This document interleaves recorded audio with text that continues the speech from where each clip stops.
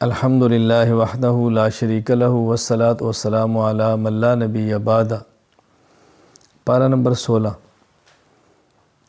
پھر یہ آگے گئے تو حضرت موسیٰ علیہ السلام خضر دونوں جا رہے تھے، ایک بستی تھی، ان سے کھانا مانگا، جیسے مسافر ہوتے ہیں ضرورت کے لیے انہیں انکار کر دیا، تو وہاں ایک دیوار تھی، گرنے لگی تو حضرت خضر علیہ السلام نے اپنے ہاتھ سے دیوار کو سیدھا کر دیا۔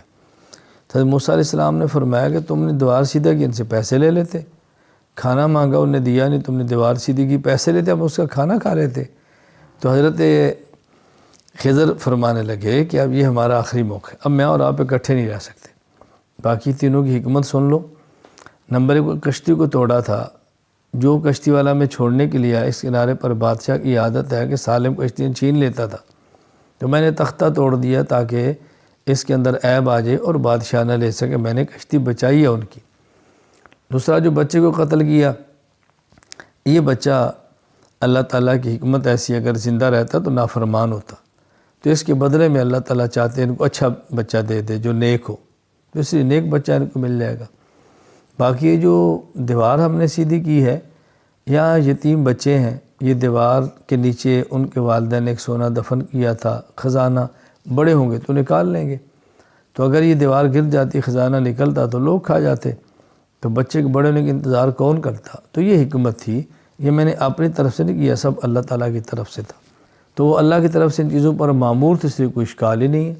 جس طرح ملک الموت کے ذمہ ہے کہ آپ نے روح قبض کرنی ہے، تو کوئی ملک الموت پر اعتراض ہوتا ہے کہ کسی نے بندہ مار دیا ہے، اور اللہ کی طرف سے متعین تھے، اس لیے تکوینی امور جس کے ذمہ اس نے وہ کرنے ہوتے ہیں، قابل اشکال بات نہیں ہے۔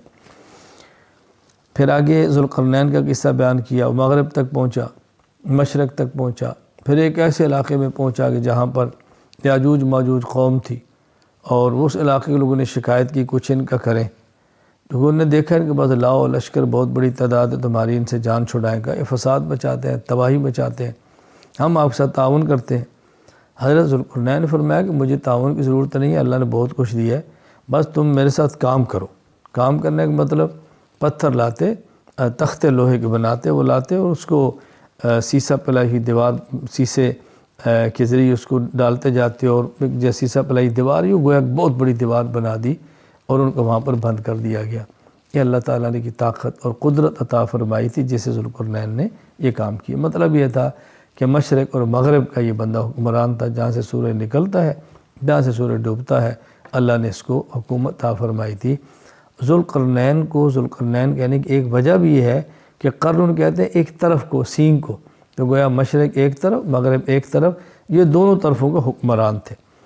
سورہ کہف کے آخر میں اللہ تعالیٰ نے ایک بات سمجھائی ہے کہ اس بات کا بہت خیال کریں، اعمال کریں اور شرائط کا خیال کریں، کہ ایسا نہ ہو کہ نیک عمل کریں اور اس کے اندر کوئی قبولیت کی شرط نہ ہو تو عمل تباہ نہ ہو جائے۔ قبولیت اعمال کے لیے بنیادی طور پہ 3 شرطیں ہیں۔ نمبر 1، عقیدہ ٹھیک ہو، نمبر 3، نیت ٹھیک ہو، نمبر 3، عمل سنت کے مطابق ہو۔ آخر میں فرمایا کہ دیکھو میں بشر ہوں، تم بھی بشر ہو، میرے اوپر وحی آتی ہے، تمہارے اوپر وحی نہیں آتی، اور وحی کیا ہے کہ جو شخص یہ چاہتا ہے اللہ سے ملے، قیامت کے دن کا یقین رکھتا ہے، وہ شرک نہ کرے اور نیک عمل بھی کرے۔ اللہ تعالیٰ ہمیں شرک سے محفوظ رکھے اور نیک عمل کرنے کی اللہ تعالیٰ ہمیں توفیق عطا فرمائے۔ سورہ طٰہٰ، یہ سورت جو کہ شروع ہو رہی ہے طٰہٰ سے، اس لیے سورت کا نام یہ سورت طٰہٰ ہے۔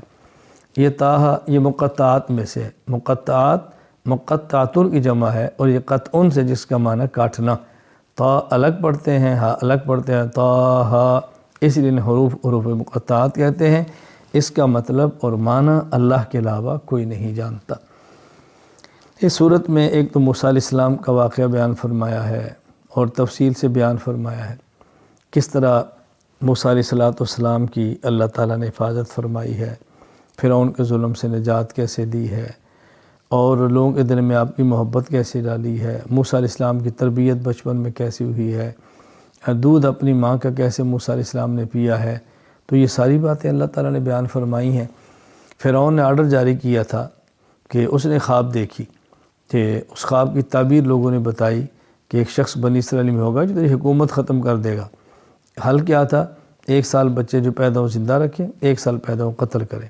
موسیٰ علیہ السلام ایسے سال پیدا ہوئے جو قتل کا سال تھا، تو آپ کی والدہ نے ان کو لکڑی کے ڈبے میں ڈالا اور دریا میں ڈال دیا، اور اپنی بیٹی سے کہا ذرا تو اس کا خیال رکھنا۔ وہ ڈبہ چلتا ہوا دریا کے کنارے پہنچا، یعنی کنارے پر جہاں اس کا فرعون کا غالباً محل تھا، تو ان کی نوکرانیوں نے، خدامہ نے دیکھا تو ڈبہ اٹھا کے لے گئے، گھر جا کے کھولا تو اس کے اندر بکس میں حضرت موسیٰ علیہ السلام، چھوٹا سا بچہ تھا، بس جو دیکھتا ان سے پیار کرتا۔ فرعون کی بیوی آسیہ نے اس کو اپنے پاس رکھا اور کہا ہمارے کام آئے گا، بیٹا بنائیں گے۔ خیر یوں فرعون کے دشمن کو ان کے گھر میں اللہ تعالیٰ نے پرورش عطا فرمائی۔ کسی کا دودھ نہیں پیتے تھے، اب تلاش کیا دودھ کس کا پئیں، کہ بہن نے کہا کہ عورت ہے، میں بتاتی ہوں تم اس کے پاس لے جاؤ، کہا جی فلاں عورت ہے۔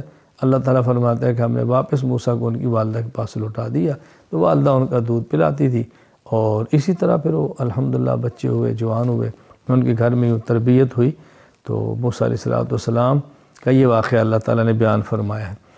پھر موسیٰ علیہ السلام بڑے ہوئے، وہاں سے وہ ایک آدمی تھا، ان کے ہاتھ وہ قتل ہو گیا۔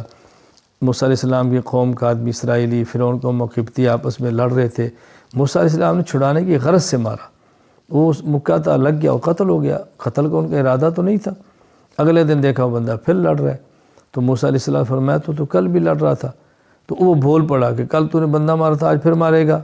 تو جب بات کھلی تو موسیٰ علیہ السلام وہاں سے دوڑے اور مدین پہنچے۔ اب مدین حضرت شعیب علیہ السلام وہاں کے نبی ہیں، ان کا وہ علاقہ تھا، ان کی 2 بیٹیاں ہیں، وہ کنویں پر ہیں، پانی پلانے کھڑی ہیں۔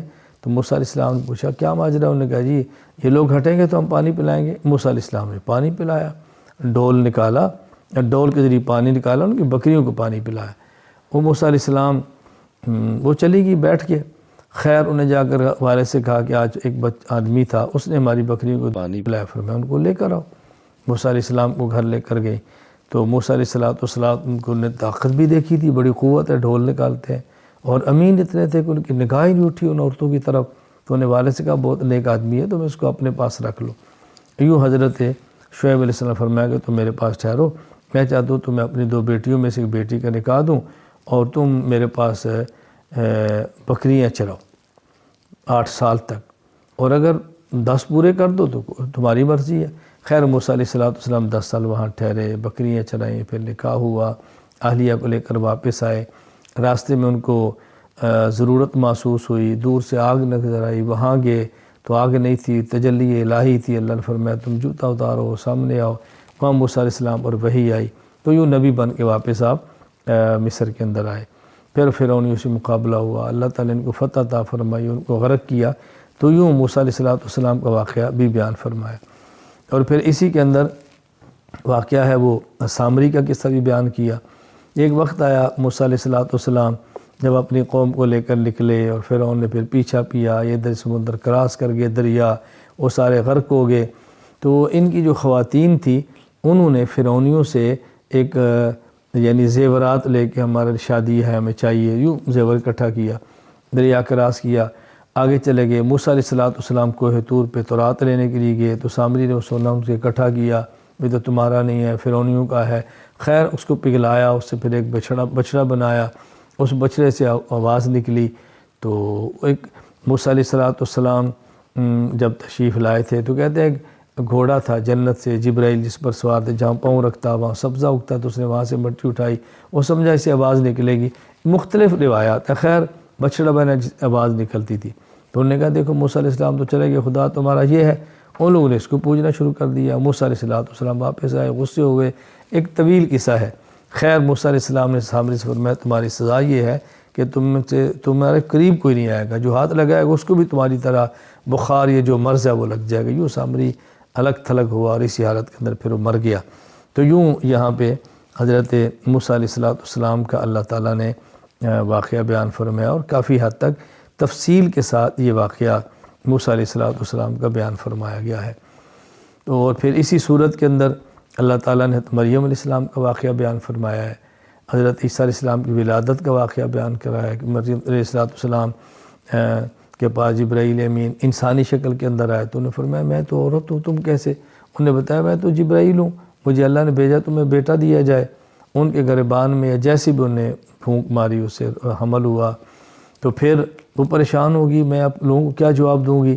اللہ تعالیٰ نے فرمایا تم فلاں درخت کے نیچے بیٹھو، اور درخت کو ہلاؤ کھجور ہوگی، ٹھنڈا پانی ہے چشمے کا وہ پیو، یوں ان کے یہاں اللہ تعالیٰ نے بچہ ان کو عطا فرما دیا۔ حضرت مریم کو اللہ نے عیسیٰ علیہ السلام دیا۔ قوم کے پاس گئی تو قوم نے کہا یہ کیا، تو شادی شدہ نہیں، کیسے ہوا؟ اور یہ خاموش ہو گئی، فرمایا یہ بچہ بولے گا۔ وہ خیر بچہ بولا اور اس نے بتایا کہ میں تو اللہ کا نبی ہوں، مجھے اللہ نے کتاب دی ہے۔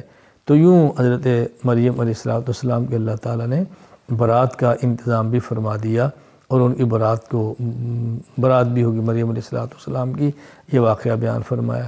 خیر اللہ تعالیٰ نے حضرت مریم کی برات کو یہاں بیان فرمایا۔